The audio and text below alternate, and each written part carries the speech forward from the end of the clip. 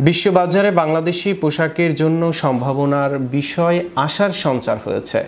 পোশাক তৈরির কাজের অর্ডার বৃদ্ধি পাবে বলে আশা করা হচ্ছে, যা 2025 সালে প্রবৃদ্ধির গতি বজায় রাখবে। ক্রেতারা আস্থা ফিরে পাওয়ার প্রেক্ষিতে এবং দেশে তাদের সোর্সিং কার্যক্রম সম্প্রসারণের সাথে সাথে প্রবৃদ্ধির ধারা অব্যাহত থাকবে বলে শিল্প সংশ্লিষ্টরা জানিয়েছেন। সরকারি তথ্য অনুসারে ইইউ পোশাক আমদানি 1.53% বৃদ্ধি পেয়েছে। মোট আমদানির পরিমাণ 8.98% বৃদ্ধির ফলে গড় ইউনিট মূল্য 6.83% হ্রাস পেয়েছে। এই নিম্নগামী মূল্য বাংলাদেশ সহ প্রধান সোর্সিং দেশগুলোকে উল্লেখযোগ্যভাবে প্রভাবিত করেছে।